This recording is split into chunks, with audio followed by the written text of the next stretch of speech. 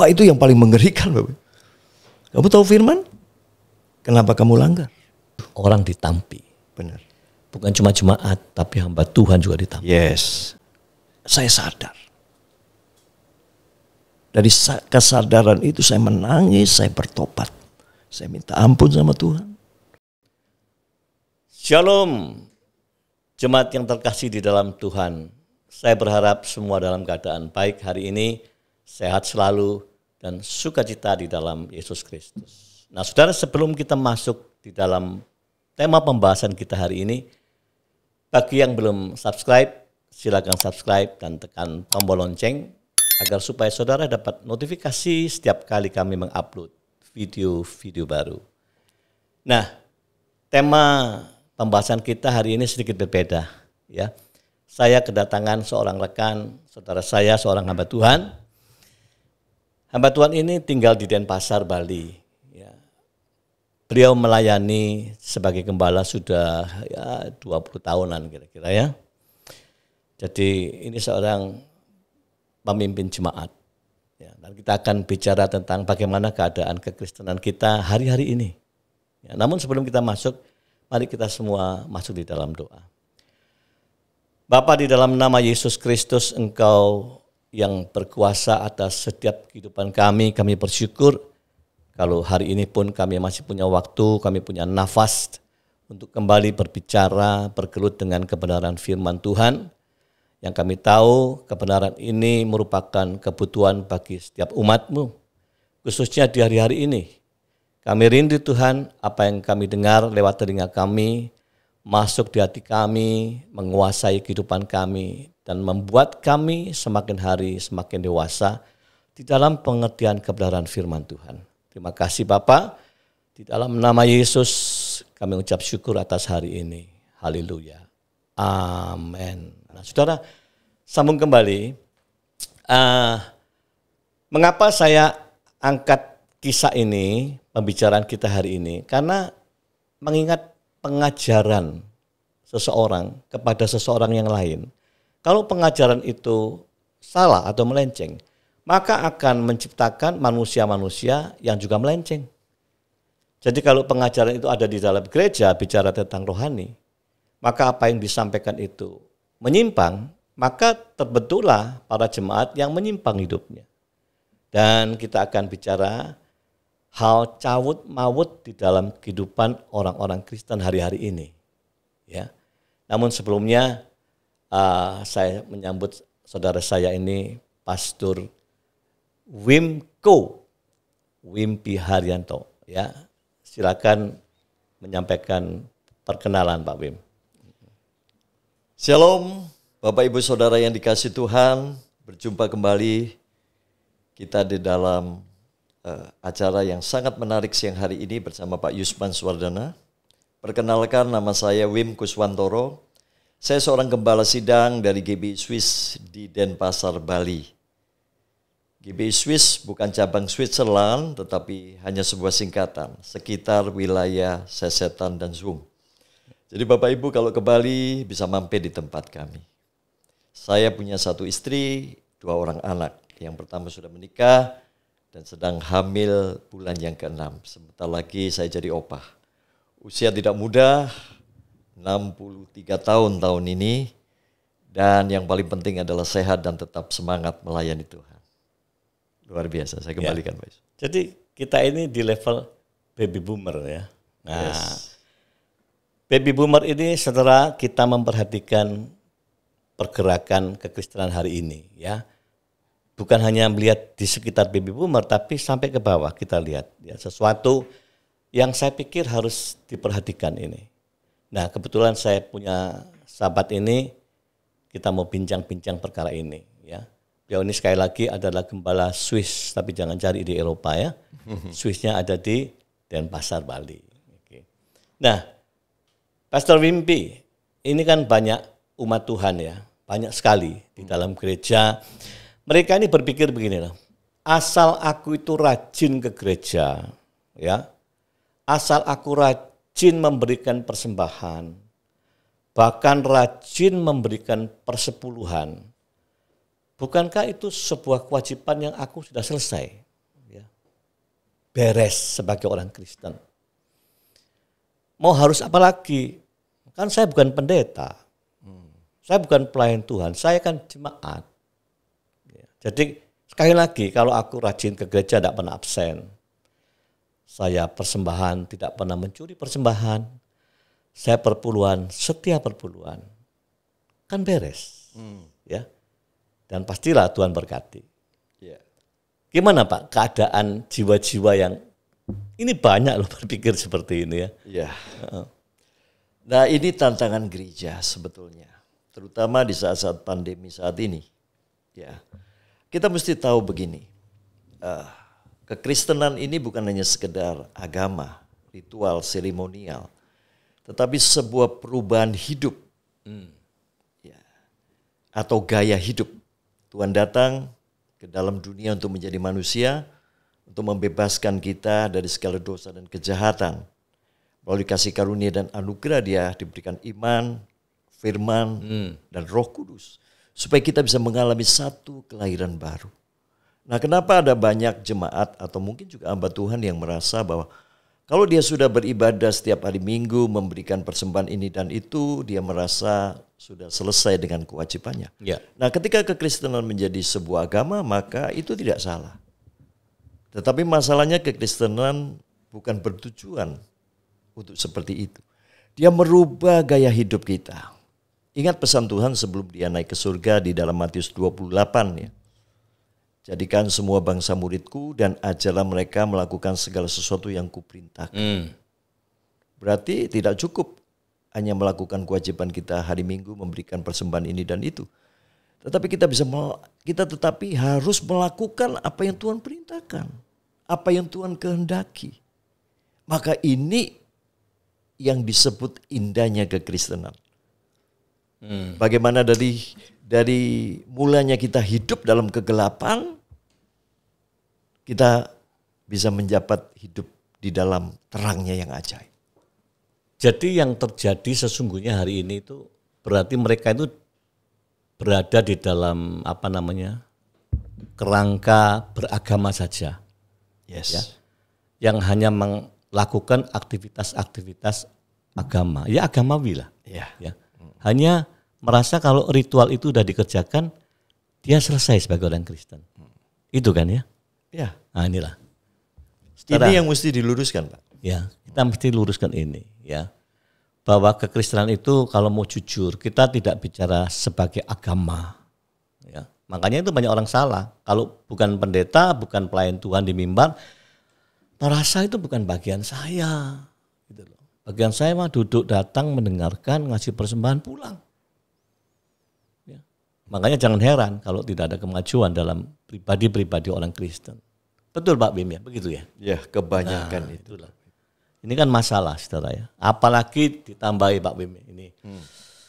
Banyak yang beranggapan begini, kalau jadi Kristen, bukti kalau engkau itu Tuhan memberkati engkau harus sukses pasti. Jadi banyak yang mengukur kalau dia sukses secara materi, sebutlah dia menjadi kelompok orang yang disebut kaya, dia itu lebih diberkati Tuhan daripada yang lain. Nah, ini tidak sedikit pandangan ini. Makanya banyak orang mengejar kalau jadi Kristen ya secara materi pun harus sukses gitu. Apakah benar ini? Ya. Silakan Pak Bim ini. Ya, terima kasih Pak Yusman. Ini suatu pertanyaan yang luar biasa. Nah Bapak Ibu, kalau kita bicara tentang kekristenan, ini berbicara sesuatu hidup yang berkenan. Hidup yang kekal, hidup yang penuh dengan kemuliaan. Yang tidak dibatasi hanya sekedar hidup sementara di bumi 70 atau 80 tahun. Ya. Kekristenan ini berbicara tentang kualitas hidup. Pencuri datang hanya untuk mencuri, membunuh, membinasakan. Tetapi aku datang, kata Yesus, untuk memberikan hidup di dalam segala kelimpahan. Hidup dalam segala kelimpahan bukan berarti hidup dalam kekayaan materi. No. Ya. Tetapi hidup dalam segala kelimpahan adalah hidup dalam kualitas ilahi.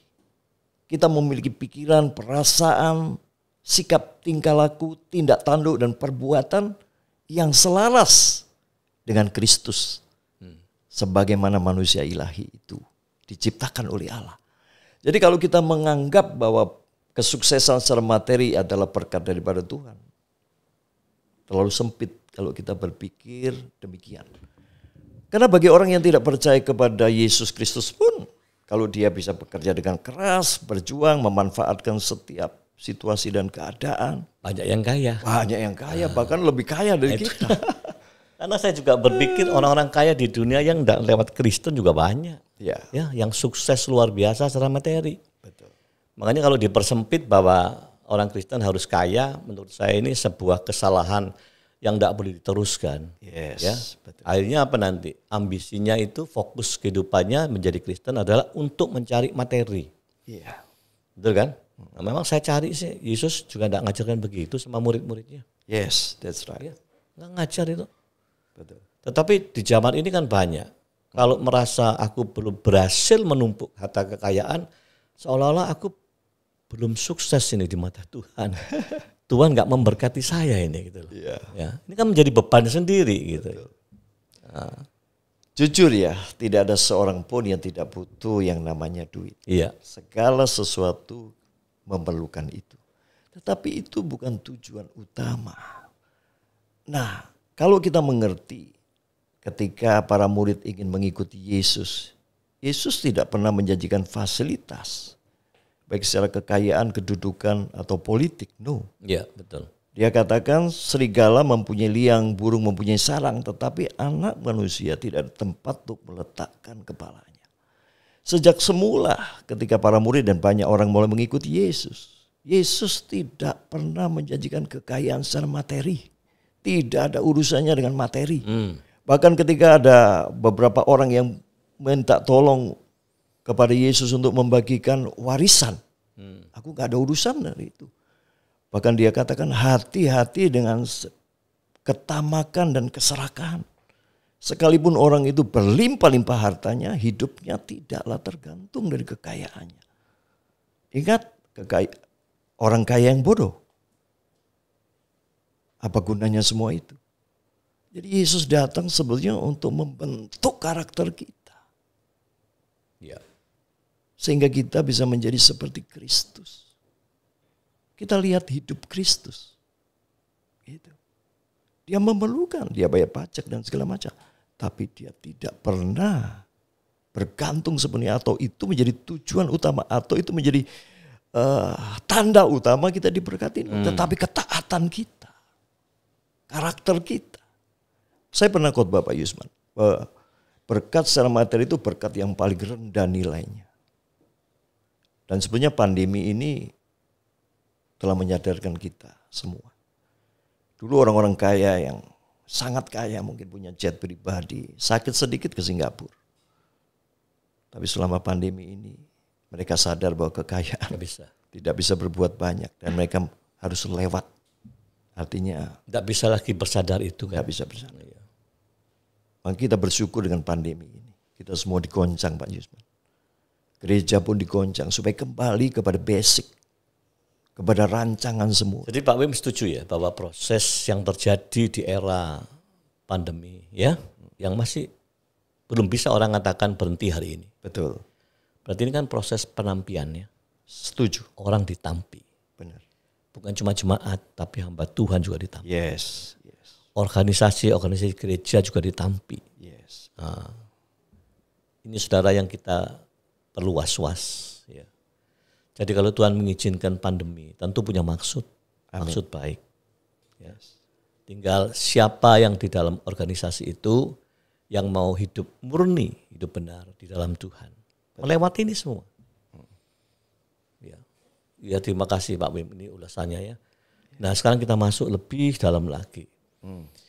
Sekarang ini kan juga terjadi kebijakan-kebijakan yang dilakukan baik oleh jemaat atau kebijakan yang diambil menjadi keputusan oleh juga para hamba Tuhan yang juga berarti ada organisasi. Kalau saya ngomong gereja, bisa gereja itu individu, bisa organisasi ya. Nah, dari sisi jemaat, mereka tuh banyak menghalalkan berbagai cara. Asal tujuannya tercapai. termasuk juga para hamba Tuhannya.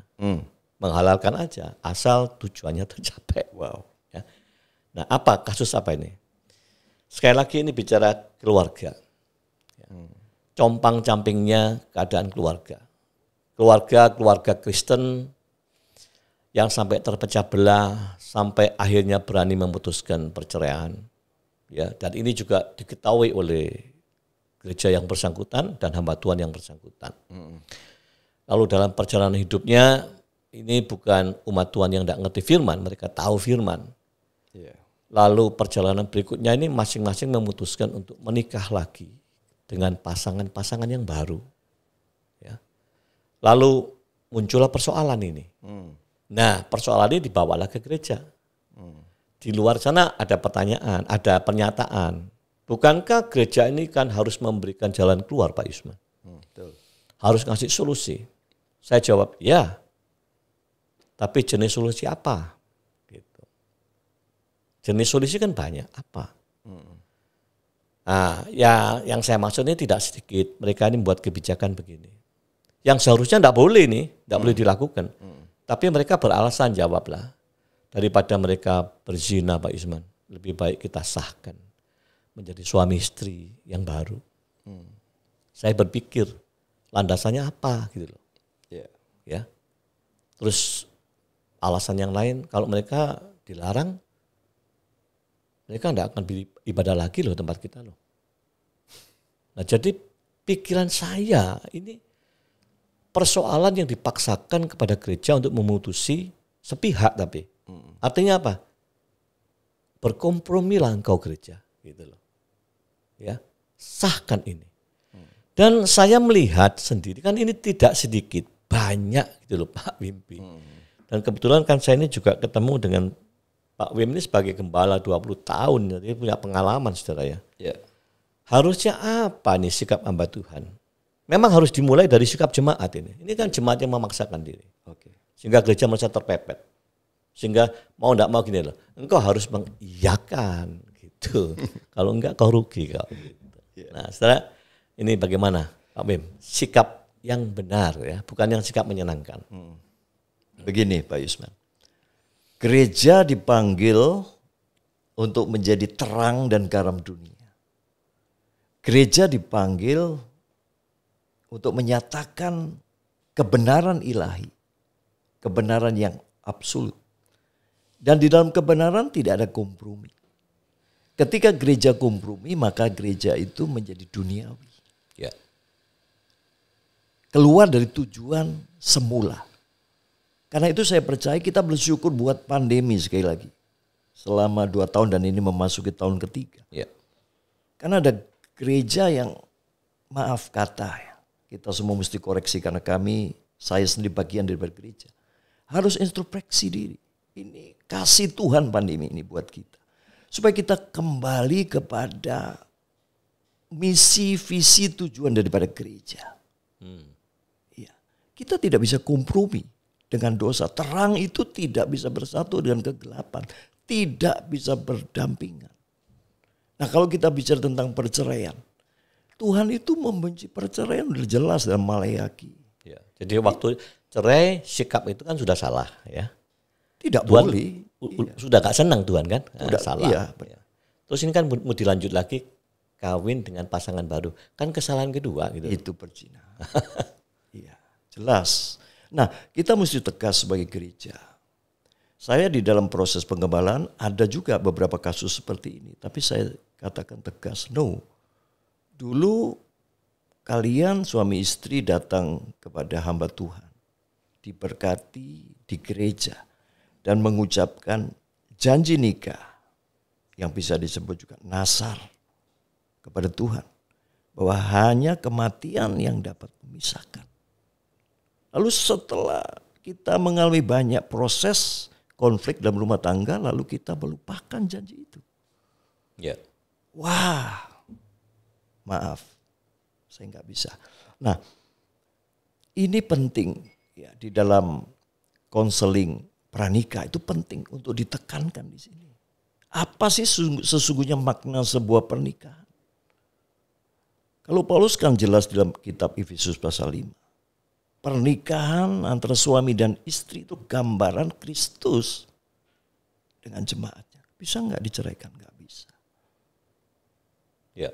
Jadi ketika kita menikah, dulu saya punya pemahaman gini, ya kita harus menikah, usianya sudah dewasa, kita perlu melanjutkan keturunan, kita perlu pendamping hidup dan kebutuhan secara lahiriah, jasmania ya, kebutuhan itu yang perlu ditekankan. Tetapi setelah berjalannya waktu saya mengerti, wah pernikahan bukan hanya sekedar itu. Pernikahan ini gambaran Kristus dengan gerejanya. Jadi di situ harus ada penyangkalan diri, ada pikul salib, ada pengorbanan seperti Kristus berkorban untuk gerejanya. Cerai, tidak ada kata cerai. Dan kalaupun harus cerai, ya jangan menikah lagi. Kecuali yang diceraikan itu sudah meninggal. Ya. Secara covenant itu sudah nggak berlaku sesuai dengan apa yang ditulis oleh Rasul Paulus. Tetapi selama pasangan itu masih hidup kan nggak bisa dibatalkan oleh sepihak, oleh kita. Ketika kita berjanji di hadapan Tuhan, melibatkan siapa? Banyak saksi. Kita berdua berjanji di hadapan hamba Tuhan kepada Tuhan. Lalu setelah ada masalah, kita bercerai. Lalu bercerai mau kawin lagi. Dan gereja menyetujui. Wah, Pak Wim berarti kan punya pengalaman ya? punya. Pada waktu itu sempat terbersit enggak pikiran begini? Kalau saya tolak, ada kemungkinan dia keluar dari gereja saya.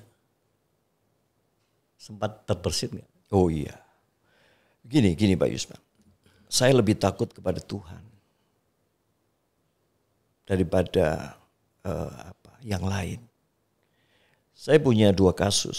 Satu masih family dengan saya. Dan kasusnya sama, cerai dan mau nikah kembali. Saya katakan tidak bisa. Tuhan tidak mengajarkan hal seperti itu. Ya akhirnya sampai sekarang dia tidak pernah lagi ketemu saya. Itu konsekuensi. Ya. Yang kedua, jemaat. Setelah saya khotbahkan tentang kebenaran, tentang kekudusan, tentang kesetiaan, dan saya lihat orang ini sedang melakukan perselingkuhan. Saya panggil di kantor. Saya jelaskan dengan detail. Akhirnya pindah gereja. Oh enggak apa-apa.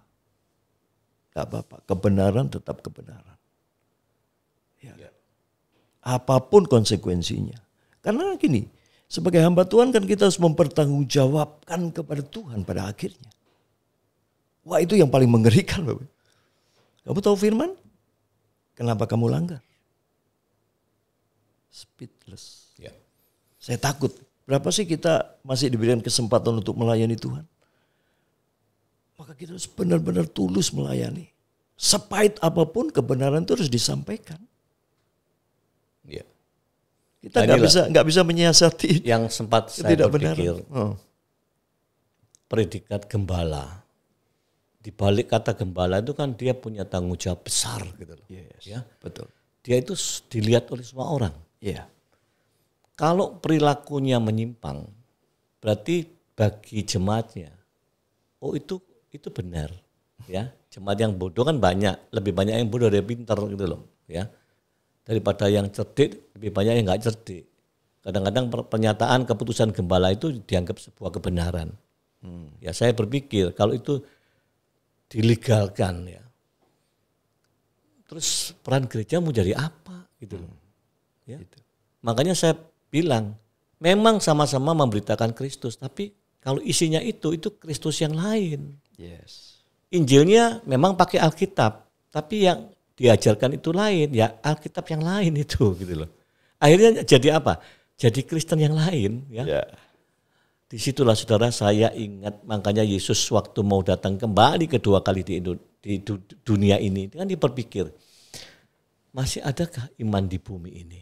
Ya, itu kan melihat keadaan iman manusia Kristen yang compang-camping di zaman ini, gitu loh. Ya. Nah, yang begini apa kita mau biarkan? Nggak bisa. Ya, saatnya ini koreksi buat semua umat Tuhan, termasuk para gembala, termasuk yang ya gereja besar kecil harus memperhatikan ini. Ya, ini kebenaran itu mutlak, bukan relatif. Ya, mutlak. Amin. Jadi apa yang diputuskan oleh saudara saya Pak Wimpi sebagai gembala, saya menyatakan ya seorang gembala harusnya begini. Ya, kalau gereja didesak harus kasih solusi loh gereja itu. Saya bilang iya, tapi solusinya tidak harus kompromi gitu loh. Yes. Ada kalanya solusi itu solusi pahit. Ya. Tapi kan kebenaran. Ya kembali lagi tergantung pribadi yang masing-masing. Kalau engkau jadi Kristen sejati, nggak mau pasti itu. Nah, oke Pak Wim, lanjut ke topik yang berbeda ya. Ini pertanyaan juga. Tidak sedikit orang di dalam gereja itu ternyata mereka diam-diam itu punya sebuah ikatan dosa yang kuat sekali. Dia sadar kadang-kadang tapi dia mau lepas nggak bisa. Banyak jenis ikatan dosa. Satu, dosa perzinahan. Ini bicara tentang ya yang terjadi zaman inilah banyak sekali. Yeah. Dosa perselingkuhan, ya. Lalu ikatan dosa pornografi, sampai dosa masturbasi yang dia sadar tapi susah untuk berhenti. Ya, sehingga tidak sedikit juga para jemaat yang mengatakan, aku udah berusaha Pak tapi nggak bisa, susah lepas. Nah sebenarnya menurut pengalaman juga Pak Wim sebagai gembala ya, pernah Anda menghadapi kasus-kasus begini ini sebaiknya jalan keluar apa yang terbaik? Kasihan juga mereka ini. Iya. Terima kasih Pak Yusman. Jadi memang ini tantangan gereja. Tetapi sekaligus kita bersyukur kepada Kristus. Karena Kristus datang untuk membebaskan kita dari segala ikatan, dosa, sakit penyakit, kutuk. Ya. Ya. Dan melalui Roh Kudus dan firman-Nya kita dilahirkan baru. Nah, kenapa ada banyak orang, mungkin bukan hanya jemaat, juga ada hamba Tuhan Ya. yang masih dia diikat oleh hal-hal yang tidak berkenan. Yang pertama saya melihat memang ini menyenangkan, terutama menyenangkan daging. Dosa-dosa itu pada awalnya selalu menyenangkan daging. Kalau enggak enak pasti Nggak akan diulang. dilakukan, iya, otomatis. Iya kan. Nah, karena ini enak, jadi itu akan terus menjadi kebiasaan, menjadi kecanduan, menjadi ikatan. Nah, karena itu sebenarnya gereja. Pertama kali Yohanes Pembaptis dia menyampaikan firman Tuhan, apa yang disampaikan? Bertobatlah, sebab kerajaan Allah sudah dekat. Demikian ketika Yesus pertama kali menyampaikan firman Tuhan, juga bertobatlah sebab kerajaan Allah sudah dekat atau sudah ada di antara kita. Nah, ada banyak orang yang menjadi Kristen tidak melalui proses pertobatan. Termasuk saya sendirilah. Saya dari keluarga non-Kristen. Saya mengenal kekristenan karena ada diajak teman untuk pergi ke gereja. Dan saya merasakan suasana gereja, suasana yang cukup menyenangkan. Lagu yang indah, mereka baik, sopan. Tapi tanpa pengenalan akan Kristus. Sehingga akhirnya apa? Setiap minggu kita rindu untuk ke gereja, bertemu dengan teman-teman yang baik.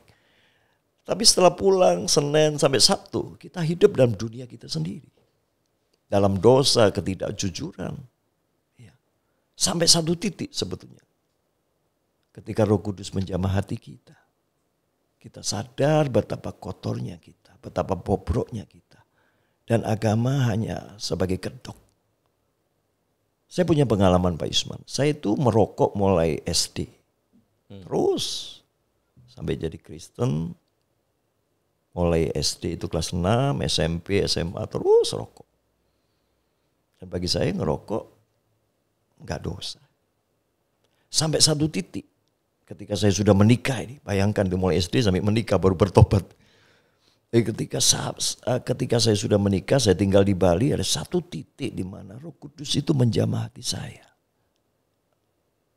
Ketika dia katakan, tubuhmu adalah bait Roh Kudus. Siapa yang membinasakan bait Roh Kudus akan Tuhan binasakan. Saya sadar. Dari kesadaran itu saya menangis, saya bertobat. Saya minta ampun sama Tuhan. Lalu di kantong saya ada beberapa sisa rokok. Ya. Saya remas itu mulai detik ini dalam nama Yesus. Saya tidak akan merokok lagi. Dan sejak itu lepas. Sampai saat ini tidak satu asap pun masuk lagi.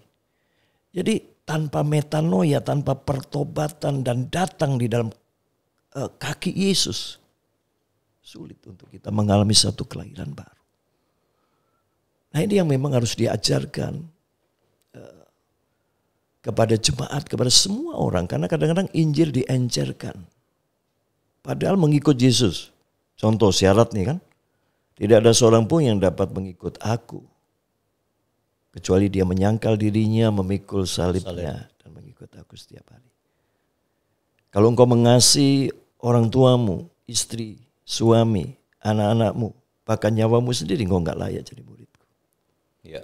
Wah ini luar biasa. Karena itu sebetulnya segala ikatan apapun akan putus.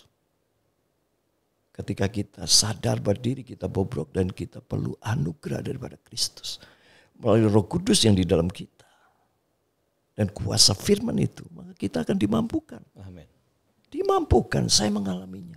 Banyak hal yang buruk ketika saya jadi orang Kristen. Banyak. Tapi ketika saya mengalami pertobatan, saya nangis. Bukan di gereja, saya nangis di kamar. Saya nangis di rumah. Kelepasan terjadi, Pak Yusman. Ya. Jadi kalau saya menyimpulkan di persoalan ini ya. Orang kalau tidak punya keseriusan bertobat, maka dia akan selalu kembali. Ya. Apalagi yang kedua, kalau itu hanya kekuatan sendiri. Ya, nggak mungkin. Betul. Maka dari itu kalau saya dengar dari Pak Wim cerita, datang kepada Tuhan. Yes. Ya, saya sadar sekali, saudara. Yesus janji begitu dia naik ke surga, dia menjanjikan Roh Kudus menyertai setiap orang. Karena Tuhan tahu manusia ini rapuh, tidak kuat. Ya, kalau tanpa pertolongan Roh Kudus nggak sanggup. Mematahkan kebiasaan-kebiasaan habit yang buruk nggak sanggup. Ya, apalagi soal rokok tadi. Saya baca, datang kepada Tuhan itu yang penting. Kedua, punya keseriusan. Jadi tobatnya itu totalitas gitu loh. Ya, punya komitmen. Nggak asal kata aku mau berhenti separuh-separuh. Berapa bulan kembali lagi, itu banyak orang begitu. Ya, susah. Dan saya pikir ini berlaku buat segala ikatan dosa ya Pak Bim. Yes. Nggak bisa lah dengan usaha sendiri. Nggak bisa. Nggak kuat. Ya. Hanya pertolongan Roh Kudus. Betul. Ya. Luar biasa, saudara, perhatikan kau yang ngerokok. Waktunya berhenti. Ya. Amin. Oke, sekarang kita sambung lagi Pak Bim. Yes. Ini saya juga kaget belakang hari ini. Rupanya anak-anak Tuhan yang bergereja, bahkan yang pelayanan ya. Tidak sedikit, diam-diam mereka itu ternyata menyimpan benih benci. Ya. Benih kebencian yang dipendam sampai pahit. Bahkan saya kaget, ternyata benci dendamnya itu kepada siapa? Kepada orang tuanya. Satu kepada ayahnya, satu kepada mamahnya. Sehingga dia bilang, aku ini kalau ngelihat mama atau papa gitu, Pak, langsung berdebar. Berdebar apa? Aku langsung ingat bahwa aku anak yang dibedakan. Gitu. Terus benci Pak. Gitu. Saya berusaha untuk mengampuni berkali-kali. Nih saudara ya, bukti ya, dia berkali-kali. Berusaha untuk mengampuni mamanya. Tapi nggak bisa, balik terus. Namun terakhir dia bebas. Waktu bebas itu saya tanya, kok bisa kau bebas hari ini? Iya Pak. Ternyata setelah saya berlamentasi, meratap, aku meratap minta pertolongan Roh Kudus, sanggupkan aku Roh Kudus untuk aku mengampuni mamaku, papaku. Aneh Pak, setelah saya begitu, hari ini saya bebas. Amin. Bahkan kebencian saya kepada yang lain-lain pun itu hilang Pak, nggak ada. Jadi saya menyimpulkan, kalau enggak Roh Kudus yang nolong, nggak bisa. Yes. Kalau cuma kesadaranku tok terus aku mau berusaha sendiri, nggak bisa Pak. Udah berulang-ulang ini, gitu. Ya. Kebencian. Yeah. Pak Wim, sejahat apa sih kebencian ini? Kok sampai ya orang yang benci terus sampai membuahkan sakit, kanker dan lain-lain. Yeah. Alkitab ngomong benci ini seserius apa gitu. Wow, kalau kita bicara tentang kebencian, ini lebih dahsyat daripada virus corona ini sendiri. Ya. Bahkan lebih dari virus-virus yang lain. Kebencian sangat mematikan, Pak Yusman, sangat mematikan. Dan sebenarnya tidak ada seorang pun yang rentan terhadap ini. Semua bisa terpapar oleh virus kebencian. Dan kebencian ini berasal daripada iblis memang. Ingat, dia datang untuk mencuri, membunuh, membinasakan. Iya. Salah satu yang paling efektif melalui kebencian. Tetapi kembali lagi syukur kepada Tuhan Yesus. Dia mengajarkan kasih yang melampaui segala akal dan pikiran. Maka saya selalu katakan gini. Bagaimana kita membuktikan bahwa Allah itu maha kuasa, maha besar, gampang Bapak Ibu. Lihat alam semesta. Lihat gunung yang menjulang tinggi. Lihat laut, samudra yang begitu luas. Lihat isinya. Wah, kita akan kagum. Sungguh Allah itu maha besar. Tetapi bagaimana membuktikan Allah itu maha kasih? Saliblah yang membuktikannya. Tanpa salib kita tidak bisa melihat bagaimana sebenarnya kasih Kristus itu. Dia mengampuni orang berdosa. Dia tidak pernah membenci. Kita layak untuk mati, kita layak untuk dihukum. Tapi Yesus datang untuk memberikan nyawanya bagi kita. Maka kita pun sebagai murid Kristus seyogyanya sudah dibebaskan dari segala kebencian. Bahkan kasih itu tidak mungkin bisa menyimpan kesalahan orang lain siapapun itu. Nah, maka sekali lagi Pak Yusman, saya teringat ada satu firman. Tidak ada yang mustahil bagi orang yang percaya. Itu bukan bicara tentang materi duniawi ini. Itu tentang mengampuni juga. Wih, saya paling ngeri dengan kebencian. Karena di Yohanes juga menulis, orang yang membenci itu adalah sama dengan seorang pembunuh. Dan tidak ada seorang pembunuh yang bisa tetap hidup di dalam kerajaan Allah. Jadi bobotnya itu sama dengan pembunuh. Ya? Yes. Dan seorang pembunuh jelas dikatakan tidak ada kehidupan kekal dalam dirinya. Ya. Saudaraku, artinya kalau engkau hari ini masih ada kebencian kepada siapa saja, hak kekekalan itu sesungguhnya nggak ada di dalam dirimu. Maka semuanya itu akan sia-sia, betul Pak? Betul. Ya. Jadi di sini berarti seriusnya soal membenci. Ya. Maka mari saudara, dengan siapapun engkau, kita cek.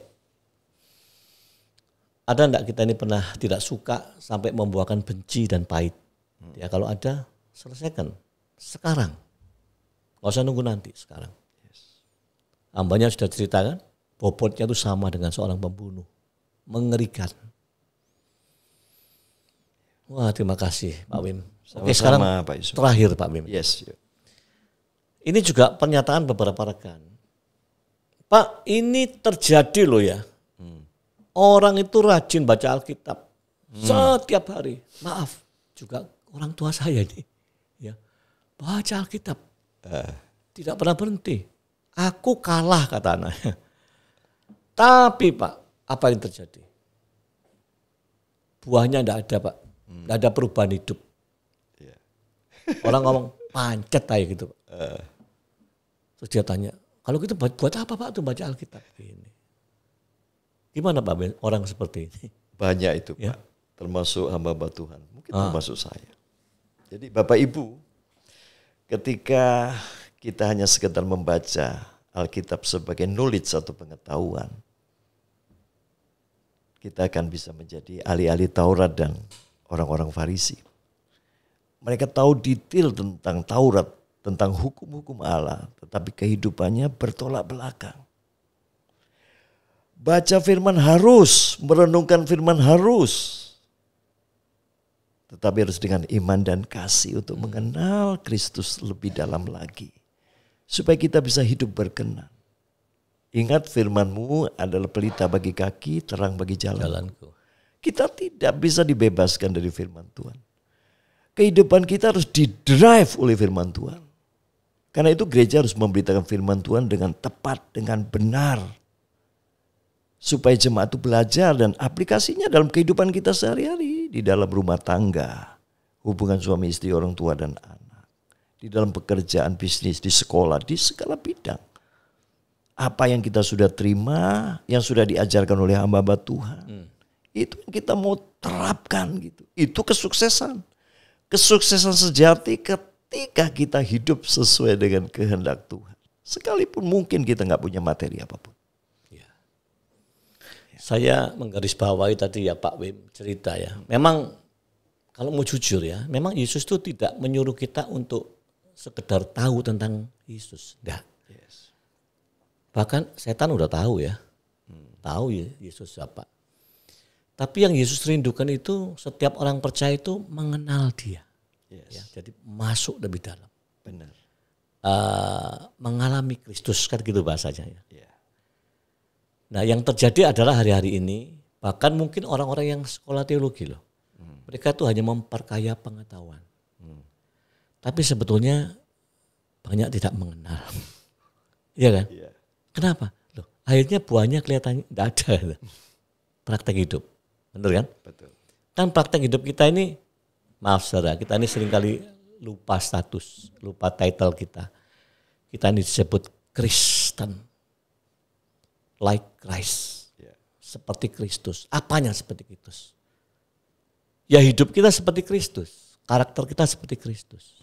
Makanya kalau orang terjebak bicara Kristen itu berpola agama saja, segala kegiatan aktivitas agama saja, engkau benar-benar engkau agamawi. Engkau hanya tahu sebatas ritual.